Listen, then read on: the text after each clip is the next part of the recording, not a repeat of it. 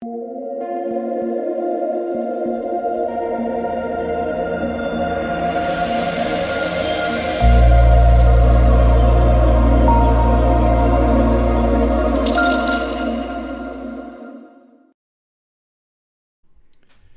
what is going on, guys? DK. Back at you with another video here to bring the two-game NBA playoff play-in slate on Wednesday. Before I get into the video, if you guys are new to the channel, welcome. My name is DK. I make daily videos and live stream for NBA and NFL slates on Draftkings, and I also make videos for NBA Top Shot.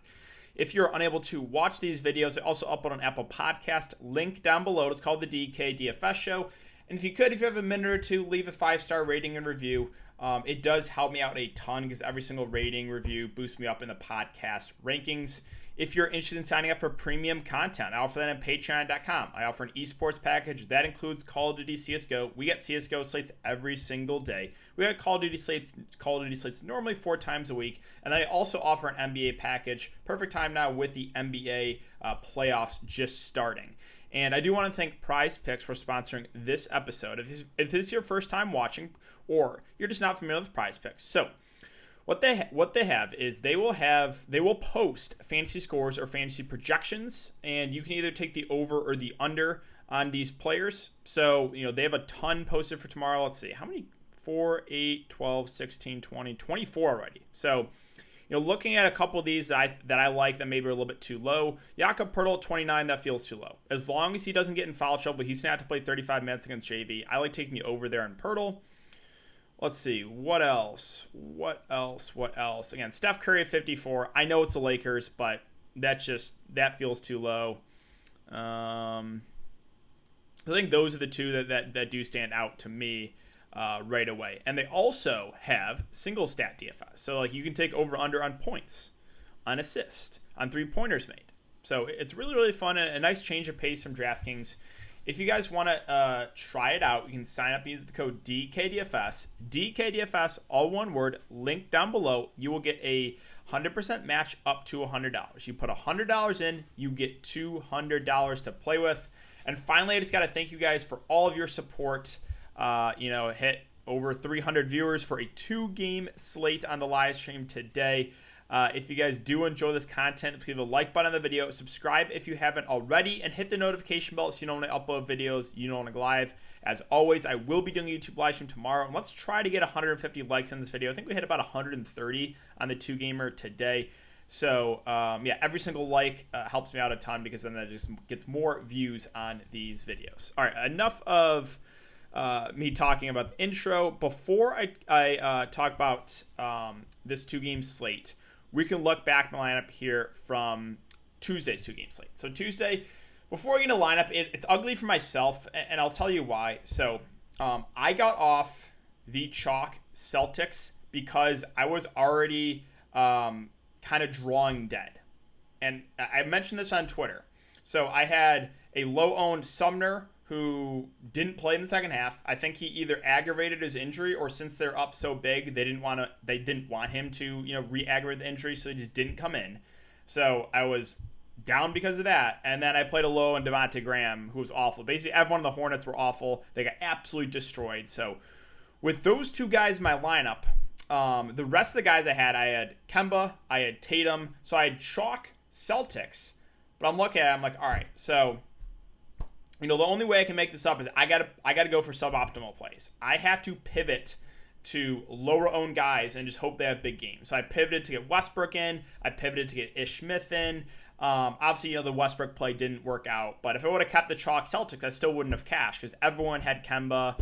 Now, Tatum did come in at lower ownership. I was a little bit surprised how low owned he was because the core today for Patreon was it was Sabonis, it was Jason Tatum, it was Kemba Walker, and Gafford. So really, really good day. We had a lot of takedowns too in the Discord. So I just got to show you guys this real quick. Even though I bricked the slate, Tori, another big day. Congrats, over $1,000. And these are in the Discord.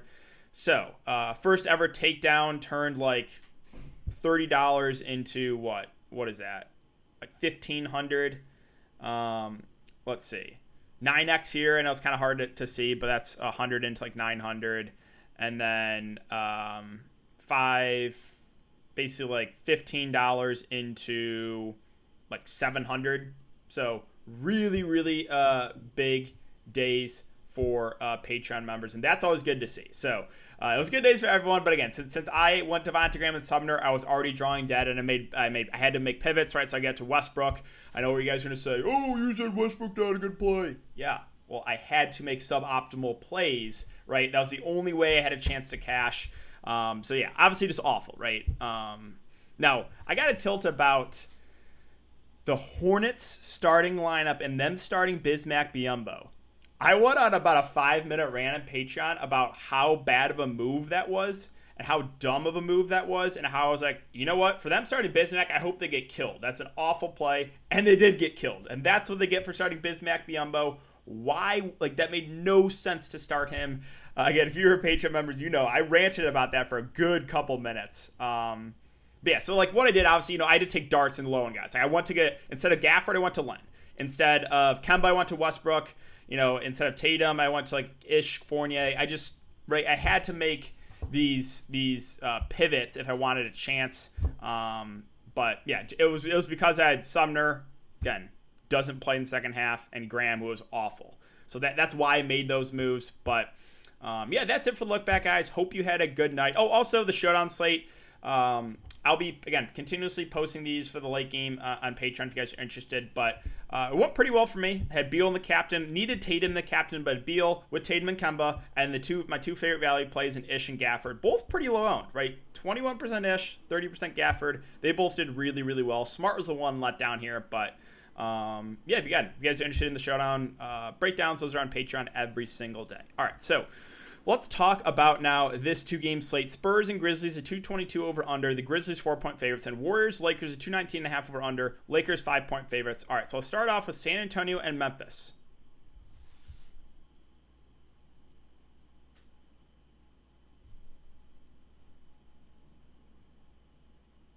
What the hell are these prices? Are you guys seeing what I'm seeing here for the Spurs? What is Draftkings thinking? DeMar DeRozan, 7K. DeJounte Murray, 6.3. Pirtle below 5K. What? What is this? I have no idea what Draftkings is thinking, but for this 2-game slate, you need to absolutely load up on the San Antonio Spurs. Now, is there a chance getting popped in the playoffs? Not really. Not really. I guess there's always that small chance a pop does something really, really weird. But it should be a 9-man rotation here. And 7 guys playing majority of the minutes. So starting lineup's going to be DeRozan, DeJounte Murray, Jakob Poeltl, Keldon Johnson, Lonnie Walker. Off the bench, we're going to get probably about 20 to 25 minutes from Gay. We're probably going to get about 25 minutes from Mills. And that's really it. Like, Vassell will play a little bit, and Eubanks will back up Poeltl a little bit. But I don't understand the price points on the San Antonio guys. I absolutely love all the main guys here. DeRozan, Murray, Poeltl, I think are the 3 best plays of the slate. Absolutely love all 3. I don't know how you get away from these guys. Keldon Johnson at 4-4. Definitely viable. Not a must, but he's the guy that probably plays about 25 minutes. Firmly in play for value. Rudy Gay off the bench. He's a good point per minute guy. I'm expecting about 20 to 25 minutes. I like Gay for value. Vassell and Eubanks, not as much, but Vassell, a lower usage guy, kind of reliant on the scoring. Eubanks, if you think Poeltl gets in some foul trouble, you can take a dart in Eubanks. He actually is a pretty decent point per minute guy, but it might be a little bit too contrarian on the slate.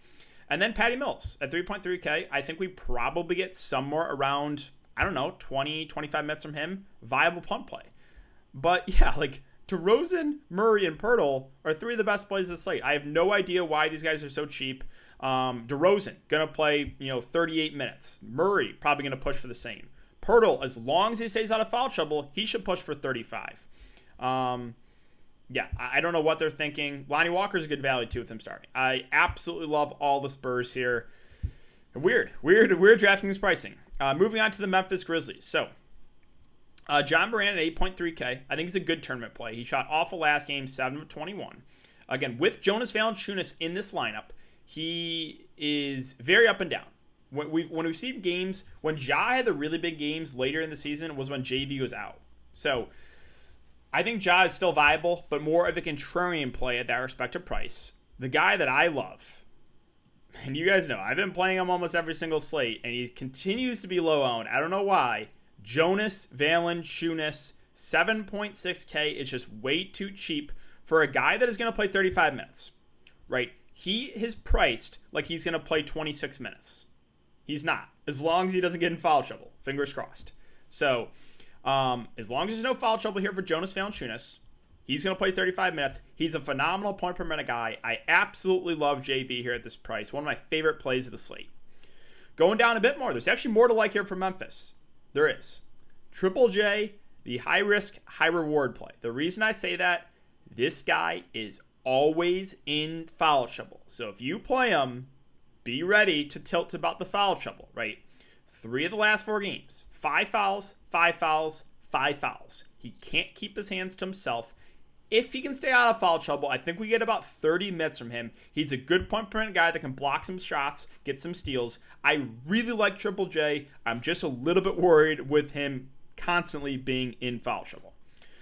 Now, Dillon Brooks at 5.8K. In the regular season, I just didn't even look to this guy. But this is different, right? This is playoffs. This is a must-win game. And I feel like people are going to look at that 30-minute, 30 fantasy point game and kind of be like, he's not that good of a play. I disagree. He fouled out in 30 minutes, right? Fouled out. He lost a good amount of minutes.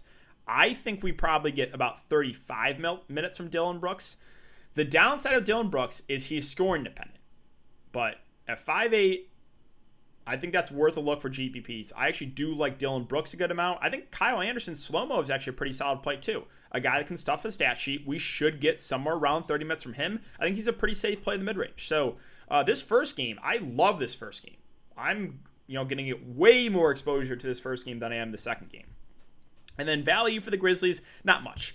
Bane a little bit too pricey. Melton a little bit too pricey. Clark will play a little bit, probably about 15 to 20 minutes, but I don't think it's necessary on the slate. So really, again, recap, love JV. I think Triple J, Brooks, Slow-Mo, all look pretty solid. Just in general, this game, there's guys that are just way too cheap. So I'm definitely loading up in the first game. Moving on to the second game here, Golden State and the Lakers. So this game is going to be really, really fun to watch, but I'm not going to have a ton of exposure for DFS. Now, one guy that I'm definitely looking to get in is Steph Curry at 10-1. Don't care if it's the Lakers. I don't care. It's must-win game, obviously. He's going to push for 40 minutes in this one. He's going to shoot the ball an insane amount. He shot 36 times last game. 36. There's no Oubre. He's going to have to shoot the ball probably 30-plus times again. So, really like Steph at the top. As far as the top guys with Steph, AD, LeBron, Steph is my favorite. Really, really like him there at the top. Draymond Green, I think, is a pretty solid play in the mid-range. We're going to get 38 to 40 minutes from him. A guy that can go out and get you a triple-double. I love playing Draymond because he does it all. And when he has a half-decent scoring game, when he can hit some threes, you could see a 60 bomb from Draymond. So I like Steph, and I like Draymond a good amount. Scrolling down a bit more. Pains me to say this, but I actually don't mind Wiggins. He's got to be their number 2 on offense. If they're going to want to win this game right behind Steph, Wiggins has got to be the number 2 here. He should play close to 40 minutes. This is going to be an 8-man rotation with Mulder barely playing, so almost a 7-man rotation here for the Lakers. Even though it's a bad matchup, I think Wiggins is firmly in play in the mid-range. Bazemore 5'5", probably not for me. Toscano Anderson, same thing, feels a little bit too pricey. Jordan Poole intrigues me as a GPP play. The reason being is the minutes are up and down, but this is a guy that can get hot, right? When the Warriors rested a lot of guys, he went absolutely off. And we've seen that multiple times. When the Warriors are thin, Jordan Poole goes off. So I don't think he's really an optimal value play, but I do like his upside here for tournaments. And the minutes, again, they can fluctuate. I wouldn't be surprised if he played 15 minutes in this game. I also wouldn't be surprised if he played 30. So Poole is a good tournament play. And then finally, a guy I like for value is Kavon Looney. It's not the sexiest play. This is a huge Lakers front court. We got Drummond. We got AD. We got Gasol. Looney's had to play all the minutes he can handle. He should play over 30. He's not the best point per minute guy, but as long as he stays out of foul trouble, he can probably get you 20 to 25 fantasy points. I think Looney's a pretty good value play. And then, Mulder will be in the rotation, but I'm not really looking to get to him on this one. Finally, the LA Lakers. So, it's a really good matchup. Weird to say, but I'm not super interested in this team. I'm not. AD, LeBron, I think they're both fine, but like they seem priced about right. 10-2 for AD, 10K for LeBron. And do we get like 40 minutes from them? I'm not convinced about it. Both have been banged up. We'll see. We will see. I know, they got to win this game, so maybe they do get extended a bit more. But yeah, I just think that the pricing in the first game just looks way, way better. So obviously, like, I have interest in Anthony Davis and LeBron James in a really good matchup, but I don't think either are must plays here. Oh God, you already know what I'm going to say, right? It just pains me to talk about Drummond every slate because he's either going to go off or he's going to kill you. There's no in between, right? Just look at the last 8 games. 8, 20, 16, 20 fancy points. And then he goes in a hot stretch. 48, 38, 34, 37 minutes. Could play 20, could play 30. No idea what's going to happen. I like the matchup here. He's just a good tournament player, right? Because the range of outcomes for Drummond are insane. Again, I would not be surprised if he finishes with single-digit fantasy points. I would not be surprised if he goes for 50. So, yeah, I like Drummond for tournaments. I just have no idea what the production is going to be and how many minutes he actually gets. Now, the secondary plays for the Lakers with both LeBron and AD in, I'm not really looking to. Schroeder, Kuzma, feel a little bit too pricey. I'm not paying $5K for THT. I think Caruso and KCP are at least viable. Like, KCP should play about 30 minutes. Again, he's got to hit his shots. Caruso maybe about 20 off the bench. But I don't think either are must. This Lakers team is definitely my least favorite team to target on this 2-game slate. And that is going to do it for the video today, guys. So if you have been enjoying the content so far, I would really appreciate if you leave a like button on the video, subscribe if you haven't already, and hit the notification bell so you don't upload videos you don't go live. Again, I will be doing a YouTube live stream tomorrow. Make sure to check it out. Thanks again. Have a great night, guys, and I'll see you all tomorrow in the live stream.